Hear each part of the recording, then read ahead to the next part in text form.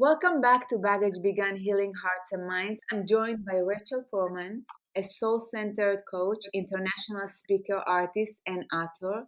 She holds a master's degree in spiritual psychology with an emphasis on consciousness, health, and healing. The three principles spiritual psychology and grounded soul wisdom to guide people reconnect with who they really are underneath the noise. We are talking about what it means to feel whole, not by fixing yourself but by releasing the patterns and beliefs that never belongs to you. So, welcome, Rachel. Thank you. Thank you for having me. You're very welcome. So glad we got to do that. Can you tell us a bit about who you are and how you find your way into the work you do today?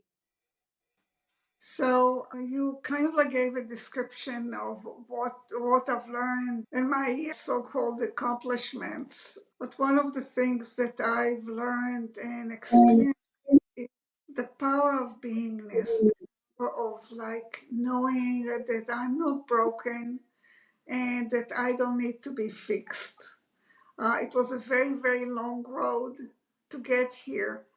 And that understanding freed me to just experience what I experience without needing to change it or alter it or feel victimized by it. Amazing. So, I'm gonna just jump into the water because a lot of women, as you know, grew up believing something wrong with them, especially when they feel things deeply. Was there a moment that helped you realize you were never actually broken, just misunderstood? I don't know that there was a specific moment. It was more of a journey, a deepening of understanding. And it mainly happened when I discovered the three principles, when I realized that my experience is created by the way I'm thinking about things. It's inevitable that we all are thinkers. We all have the capacity to think, and we think all the time. It is another thing that we also are taking our thoughts and our thinking very seriously without understanding that it's just like clouds that come and go. And when I was slowly but surely, when I started seeing that, and I saw that a lot of my thoughts, a lot of my thinking revolved around beliefs and understandings about myself that weren't belong to me. They were embedded in me because I was a woman, because I was, Jewish, because I was, a left-handed person, because, on and on and on and on. Child of Holocaust survivors, there were so many things, the way I grew up, the not enoughness that kind of like kept on being in the background, that kept me feeling broken and never good enough and never accomplished, no matter what I did and how I did it. And I told a story today to one of my clients about the fact that one of the things that I needed to do is keep my house absolutely pristine and absolutely clean to the point that it was like sterile, like I would clean thoroughly every week. And I remember that my nieces were supposed to come for a visit, and at the time I was in therapy. And the therapist challenged me to keep one patio not swept and not clean and totally just the way it is. And I remember how hard it was for me because I felt that, oh my God, not only are they going to judge me and tell their parents about, how horrible I am because, how could I not clean the patio? But they're going to run away or something, never want to come back to visit their aunt. And they didn't even notice. There was a point in, I think, in the second or third day that I said to them, girls, did you see that the patio is not clean? And they were like totally oblivious to the fact that they were, there was a little bit of dust in the patio.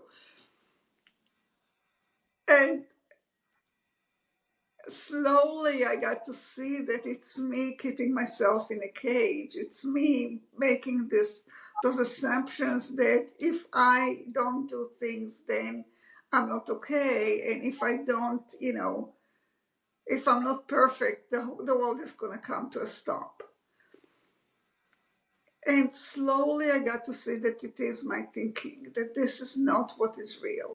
The freedom that came with that was phenomenal. The freedom that came with, now don't misunderstand me, I still love, my house to be pristine and clean. It's not as it used to be, but it's still, it still bugs me when it's not. But I know it has nothing to do with the fact that I'm not okay, or I'm broken, or there's something wrong with me. And that's the difference. The difference is that I have now preferences that I can choose, versus before where I was basically jailed within my thinking and not being able to choose anything. Did you figure out the root cause of the need to be constantly clean and neat like that? Did you find out what was beneath it? Yeah, I knew exactly. That's how I grew up. I grew up with a mother who was a Holocaust survivor. And in order for her to keep sane and okay and not going to emotion or breaking down, she kept on working around the clock. I mean, she would get up at 6 o'clock in the morning and go to bed, way after midnight, and constantly worked. And the house was absolutely pristine. And from a very young age, I started taking on that responsibility. I think I was 9 or 10 years old when I started cleaning the house, so she doesn't have so many burdens on her. And I got this feedback that I'm a good girl. That was like translation for love or appreciation. And so very soon I translated that what I do is who I am. And it took years to kind of like, basically with the understanding, even though I went to therapy and did the master in spiritual psychology, it's only when I got to the three principles that I saw the fact that I'm creating my experience, and that, my thoughts or my way of thinking about things has nothing to do with who I am. That's beautiful. I know that you talk a lot about guiding others to remember who they are beneath all the noise. What does that noise usually sounds like in our minds, and how do you guide to shift from this noise to be quiet enough to hear the truth beneath? That's a beautiful question. Yes. You see, the thing is that I can teach you things, but you really need to see it for yourself. And so, there's the saying, I can bring, a horse to the water, but I can make the horse drink. A person needs to be willing and ready to and open to hear and explore for themselves. And when they are, I can show them or I can guide them towards what the experience that I'm talking about. But until that person has that experience, and until they see it for themselves, it doesn't stick. It doesn't stick. And I have a metaphor that I share a lot, which is, when at one point where we were very young, somebody took us to the mirror and said to us, "Look, this is you in the mirror. This is you." And there was one point where we realized that this is our image. And we didn't need to learn it. We didn't need to take steps. We didn't need to exercise it anymore. We just knew it. That from that point on, every time we looked in the mirror, we knew it. It's our image. It's not another person. It's not a stranger. It's not a boogeyman. And it's not a witch. Some days when I look at myself, it might be like a clown or a witch, or sometimes it's Cinderella. It depends on the day that I look in the mirror, but I still know it's me. And so that that understanding came not from being trained and exercised, but from understanding, from knowing it inside of me that this is what it is. So when I do work with clients, I am guiding them towards their own experience where they are already are experiencing the quiet mind. They are already experiencing what it is to be in peace and in joy. And then I suggest that they increase that they do more of that. I hope So, that answered the question. so I was looking to see if there is a technique that they can use. A simple, I know, of course, it's a process. We all need to be ready. Right now, everyone is going through something. I was wondering if there is something that they can do to shift it. I am hearing you saying that just accept who you are as you are by looking in the mirror and realize that you're unique creature and you have your own gifts, your own contributions. Is there anything that our listeners can do in order to even little bit quiet the noise? Okay. You asked a few things. So first of all, I would relate to when I'm looking in the mirror, what do I actually see? Is it, the wrinkles and the white hair and the what I'm not happy about, or is it love? And so the one thing that I would suggest to people do, the listeners or whoever is will be exposed to this recording, is to look into your eyes. Try to focus into your eyes and imagine you as a little baby, as if you're looking into your own little baby's eyes.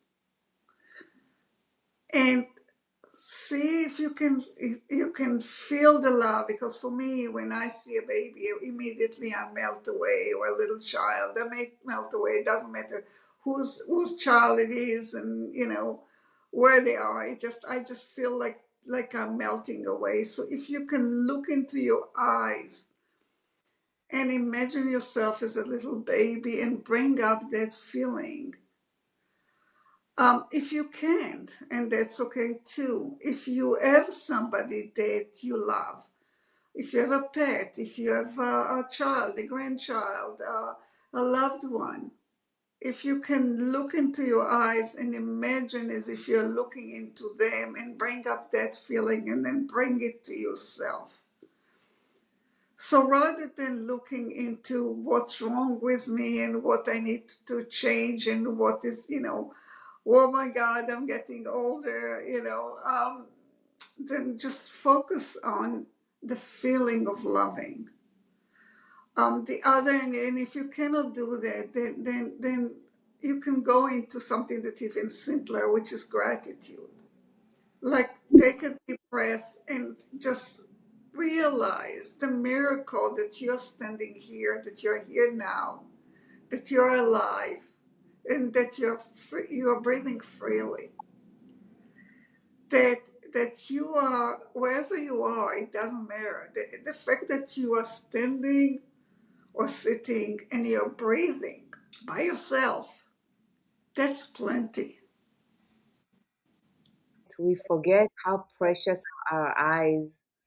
The Yes. fact we can swallow food and eat freely, that we have our teeth, we forget that we have our hands to create, our legs to walk, and we take all these gifts for granted. So I think gratitude is a key here. So the other thing, the other tip that I would say, or like an entry point, there's a lot of entry doors that I guide people towards. Well, one of the entry doors to go into the quiet is that feeling of pleasure.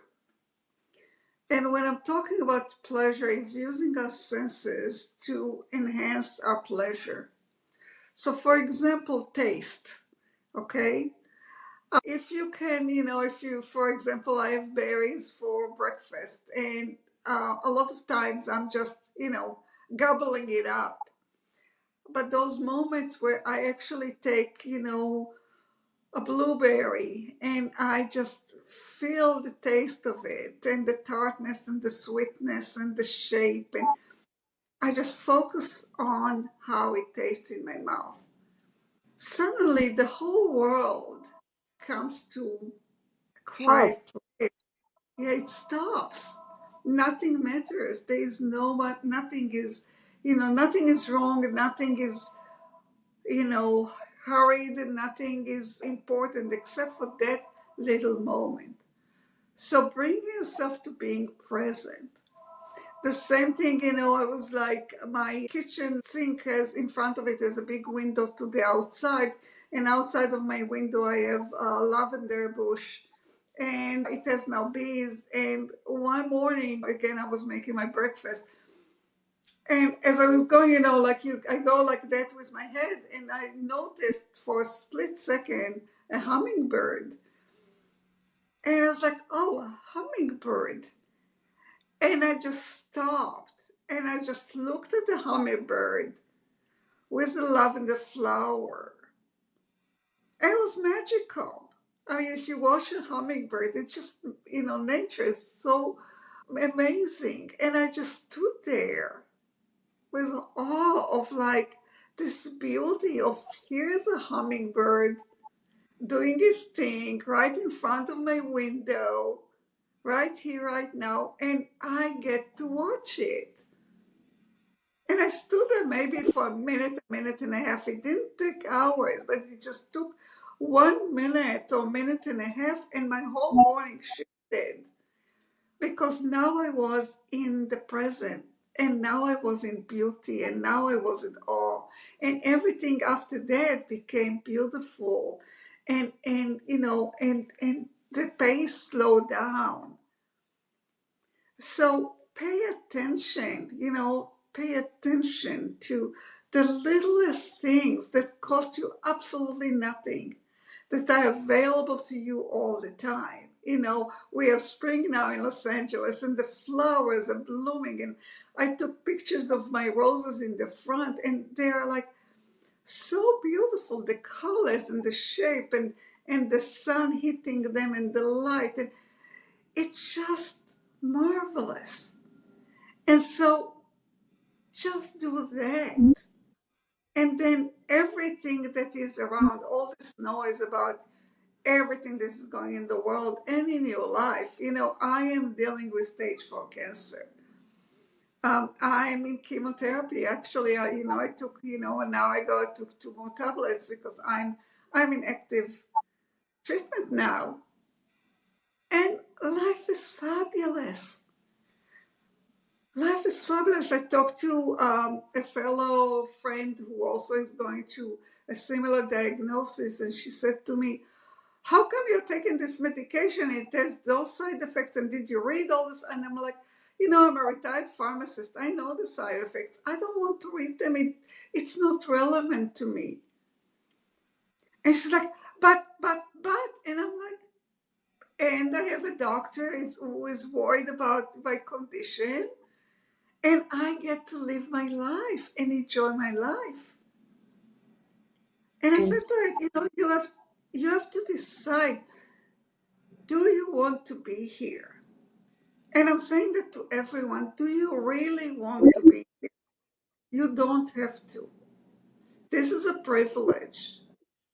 If you really want to be here, then be here. Don't be in the past, don't be in the future, be here. Enjoy now. Because that's all you have. That's all we have. Is really right here, right now. I'm speechless. I took a moment to allow all the magic you just mentioned to sip in because that was deep. I acknowledge when people share their magic, and we're all going through something. So thank you for sharing your journey with us. I feel honored. I think people who will listen to it will get I have goosebumps from the beautiful shift in energy. So thank you for all the gifts and contribution here. I know that you told me that you use the three principles and spiritual psychology to clear mental and emotional baggage. For someone who is unfamiliar with these principles, people heal and let go of emotional baggage because in this life journey, it's not our first time here. We already went through other lifetimes. So, how do you use those three principles to help people? So the three principles basically are describing who we truly are. We are spirits having a human experience. We all have the spiritual ability to be connected to each other and to wisdom, to the bigger energy that is available to all of us. We are all having the experience of thought, the ability to think, and we are also aware that we are here. Those are the three principles. We are already also aware that we are here. Now, I'm saying those, and those are words, and I know they don't mean anything to anybody unless you really go deeper. And I've been in the principles since 2016, and it's not a discouragement. I see it as a beautiful phenomenon of ever growing and learning and deepening. And the more I'm in that understanding, the better my life gets. And in fact, there is actually a research in England that they not only research people that have the understanding versus people that don't have the understanding, but also have research people, like 0 to 3 years, 3 to 5, and so on. And they found out in the research that the longer you are in the understanding, the better your life gets. And which is really, for me, it's magical. It's really magical. When you say when they are in the midst of the understanding, are we talking about the awareness? It's interesting because the learning is through conversations and through listening to different teachers and working with like a practitioner to go and see, as if I would be the GPS for you, and saying, you turn, move here, this is where you go. If you want to go here, this is how you drive, you get there. And the more you do that, the more you see things for yourself and the more you understand. And you brought up past life. You brought up past life experiences. Yes, those are part of our experiences. So in this world, in this iteration of our experience, as long as I understand where my experience comes from, it really doesn't matter if it's past life or present life. As long as I understand that it comes through my capacity to think, and through my capacity to be connected to an understanding that is bigger than myself, to wisdom, to something that guides me. And that guidance is within me, that I have access to it, that I don't need anybody outside of me to tell me what to do and how to do it. And you were talking about clearing the noise, and life is kind of like clearing the noise, clearing all the layers of like what is blocking me. And so it really doesn't matter how you get there, as long as you understand that those are just clouds and the sun is always there. So I'm just gonna move to something that I wanted to ask you from the beginning. When you, let's say, talk to people who feel stuck, overwhelmed, they already done the therapy, the journaling, the meditation, the healing, but they still feel something is not shifting. What do you say to them when they're frustrated that they know the problem, but they still can't move past it? What do you tell them? To be okay with how they feel. The biggest thing for people is and I know that from my own experience, is that, again, as a child of Holocaust survivors, I wasn't supposed to be upset, and I wasn't supposed to be sad, and I wasn't supposed to be not okay. And because of that, When I got upset, I got upset that I got upset, and I was even more upset, and I stayed upset. And it didn't matter what the reason was. If I perceived that somebody hurt me, or I didn't do something, or I was, it didn't matter why. I kept on being upset and resentful for months, you know. And so the moment that I realized that no matter what my experience is, it is like a cloud that will go away. And there's really nothing, absolutely nothing I need to do with it except for being okay with where I am right here, right now. All I need to do is just be okay. Even if I'm feeling depressed or anxious or, whatever the feeling is, disappointed, hurt, discouraged, it really doesn't matter what the feeling is. As long as I understand that I'm okay with that feeling and I'm not trying to fight it, then that feeling is going to lift. Because a lot of time when we avoid the emotions, as difficult and scary as they are, they manifest later as physical ailment, diseases, point of exit that happen to us because the energy is blocked somewhere in the body as a result of thinking I can't show my emotions. So I think it's important to point out that acceptance of whatever is going through, it's what's gonna help us to shift and grow and move to the next step. Not by pretending, hiding, and hoarding emotions and shoving them down with addictions and improper behavior. Instead, just to be okay with whatever we're going through. You're breaking up addiction and, behaviors that are not healthy for us. And those are coming basically because we want to feel better. That we're not aware of, what's causing us not to feel good. But then more than that, we just want to feel good. And so we're going to do anything to feel good, even if those are behaviors that are actually hurting us.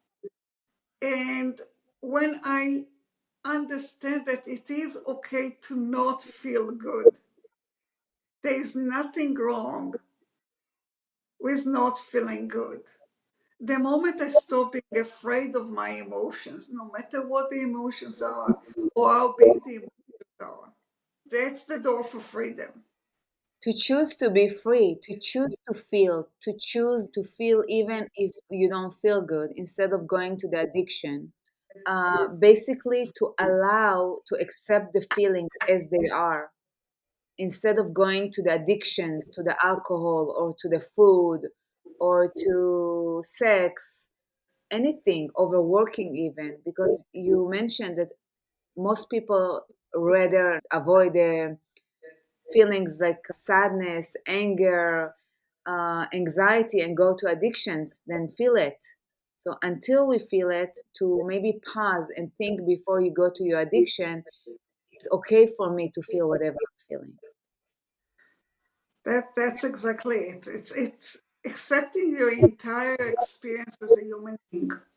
You see, our society, with this whole positive thinking, think you can control your thoughts, you can control, you just go positive thinking.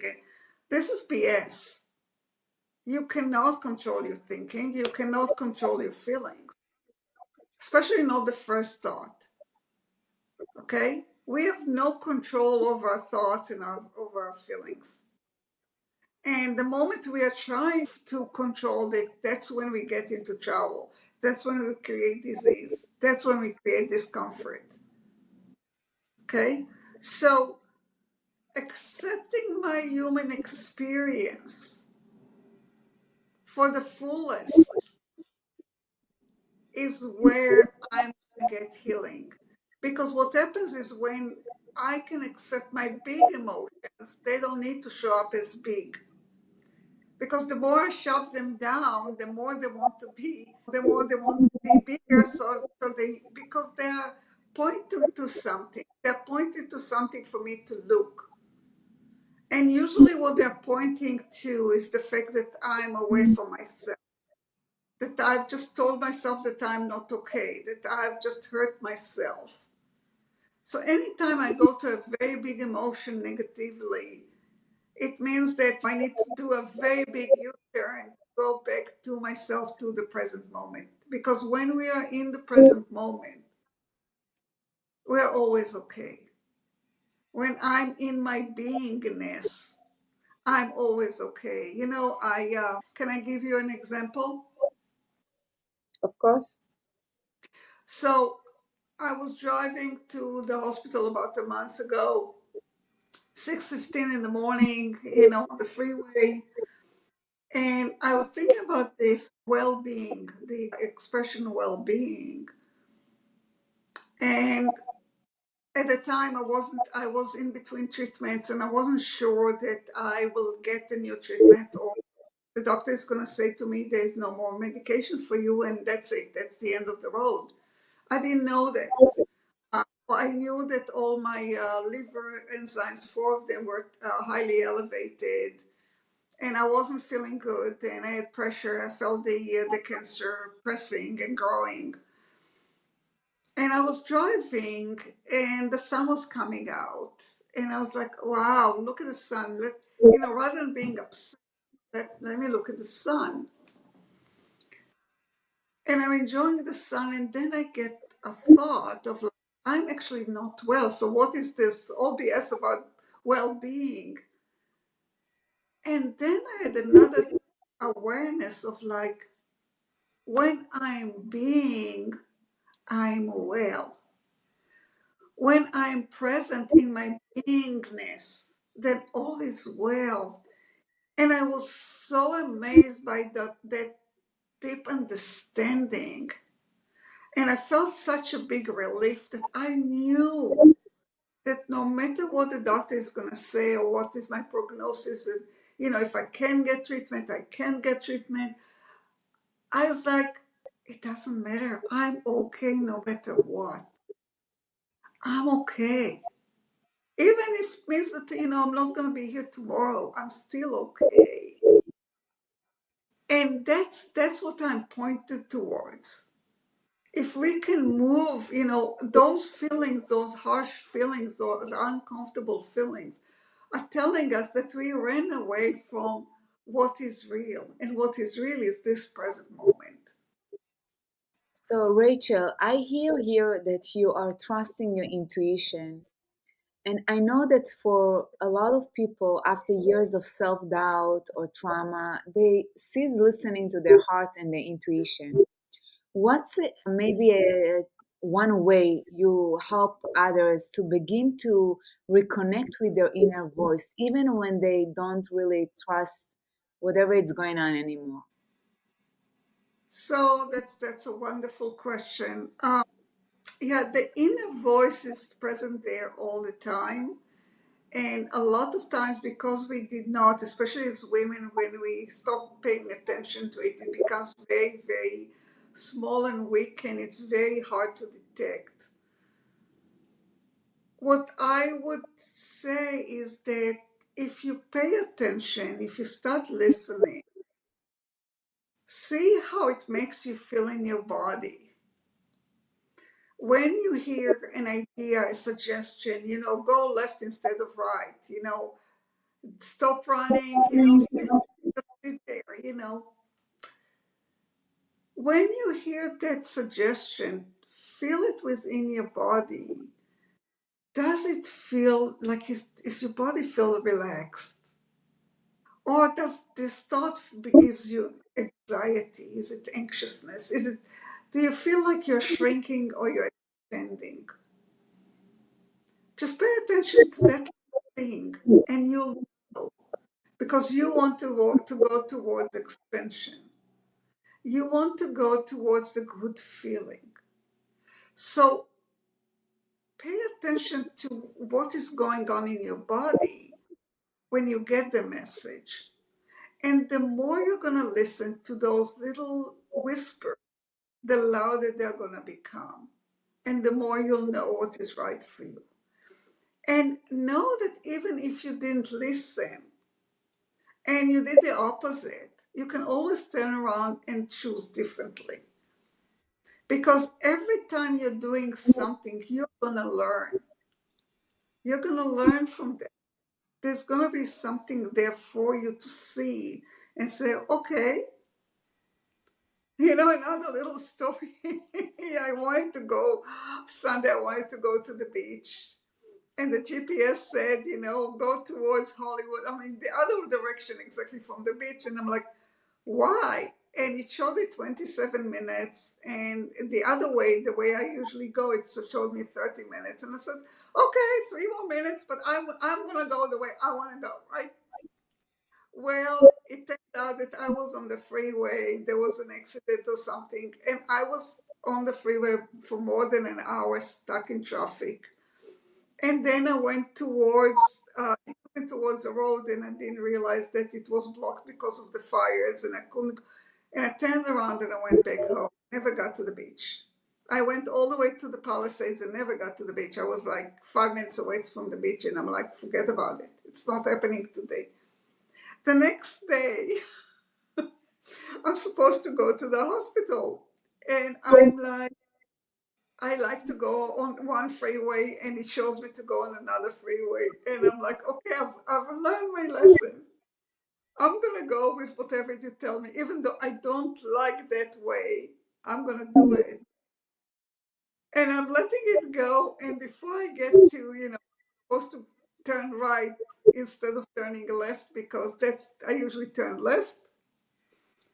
My GPS tells me to go left, and I was like so relieved. I was like laughing. I was like, now that I let go of like what I think is right, Spirit is saying to me, fine, you can have it. You can go that way that you're used to. And I was so happy that I was able to say, okay, I'm going to trust the GPS, and I'm going to go. Whatever you tell me, I know I'm going to get there, rather than deciding that I need to do it my way. And then it turned out that I did it my way anyways, but now it was like really fun. It wasn't like, oh my God, am I gonna go and is it gonna be blocked and what's gonna it was just like a game. It just became into a magical moment of like, oh, okay, I'm letting go, and then God shows up and it does, and I get my way anyways. So I'm not saying that that's what's going to happen to you, but I'm saying experiment. Experiment and see what happens when you don't listen to your insights and your inner voice, and what happens when you do. And you'll see what works better for you. Basically, stop resisting the gifts. They're everywhere. Just open your heart, open your mind, be aware of all the magic that we have all day, all the things that we get from the universe, and not to resist. Sometimes it's not supposed to be our way, it's a higher power ways. I noticed that when I want something so badly, sometimes I'm letting go, and then I get it easier than when I wanted to fight and think, oh, I need to work hard on it. I noticed that you bring a lot of lightness. So, why do you think lightness is so important in the healing process? Oh, that's, well, thank you. First of all, thank you for noticing it. And such a good question. And again, I'm coming from such a serious background, and everything needed to be only so and so precise and so. And I discovered that the more I'm in a good feeling, the less resistance I have. The more I can have joy, the more I'm present, the more I'm true to myself. And the lighter I take my experience, the lighter it is for me, the thriving versus surviving. It's that It's the moment that I can laugh at myself and say, "Oh, here you go again with your nonsense," rather than beating myself up. Because for a life, for most of my life, I was beating myself up, and I was blaming myself and shaming myself, and feeling really, really horrible. And it didn't move me anywhere. It just got me even more stuck, because there was no way out. And with humor, I'm like, "Oh, okay, here you go again. Okay, let's see how that works for you. If you insist on doing it this way, okay." And the lightheartedness, it's way more fun. It's easier.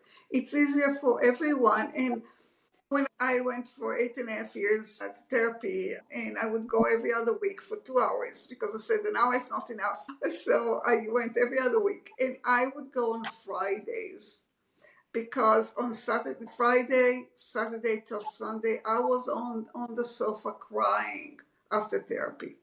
I was crying through therapy, and then for like years, I would come home totally broken, totally devastated, crying, crying, crying, crying to let everything out.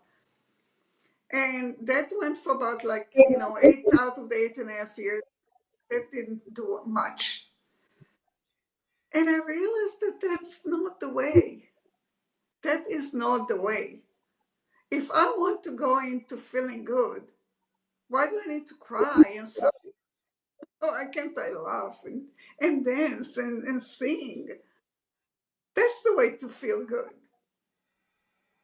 That's all we want, is to feel good. So let's feel good right here, right now. So if I can bring my client to laughter and to have that experience of joy, and work on increasing the joy, that's the one part that we are missing. We all know how to do our chores. We all work really hard. We all know how to worry and how to be good. We all know that. But we are not really enjoying our life. We're not living in joy. So what's the point of working hard and cleaning and doing and being good and all of that if I can't enjoy it? Thank you. I enjoy feeling your high vibration in the high vibration in your energy, because you actually bringing the easiness into even our conversation. So, for the women listening today, especially those that are feeling like they're exhausted, not sure, and they're going through a challenging time, what message would you want to leave them with? What truth do you wish every woman knew? A message you want to speak directly to their hearts? I would say to you that you're not broken. There's nothing wrong with you. You're beautiful the way you are. You're perfect just the way you are. Enjoy the little things, pay attention, and be grateful for the fact that you got out of bed today by yourself, that you put on your clothes today, that you brush your teeth, that you were able to make a tea or a cup of coffee. Smile, go look at the flowers, look at the butterflies, and just be present. Be present in your life and focus on the good stuff in yourself and in others, rather than looking at what's wrong and what's broken and what's not there. Look at what is. Just start looking at what is, grow from there. And know that you're loved, that you're joy, that you're creativity, that you got it, and it's all okay. You got it, and it's all okay. Focus on the blessings. I love that. Rachel, thank you so much for being here and sharing your beautiful heart and wisdom. I love how grounded you are, your presence. So thank you. And I want to ask you where our audience can find you. So they can find me on Facebook under Rachel Furman, or they can send me an email, and that is the number 2, rachelwithlove@gmail.com. Uh, The number the digit 2, Rachel with love at gmail.com. Okay, beautiful. At gmail.com. You told me that you're having a new book coming soon. You're working on your first book, right? I will be included in a book. It's coming out in Israel in Hebrew for inspirational women. I'll be speaking this year. I spoke last year in London. I'm going to speak in Spain and in Colorado. In Colorado in August and in Spain in November. And yeah, and if anybody wants to hear more or have a conversation with me, I would love to have a conversation with you and assist you in any way I can. I'm going to put all your information in the show notebook, and I think our listeners will be delighted to contact you. So thank you so much, Rachel. It was a pleasure from my heart to you. Thank you. Thank you very much. If you're curious and want to dive deeper, you are in the right space. I ask you to look within for all the things that you want to do, be, and have. Join me at the Baggage Began Healing Hearts and Minds podcast with new episodes every Wednesday as we discover the path towards healing and transformation.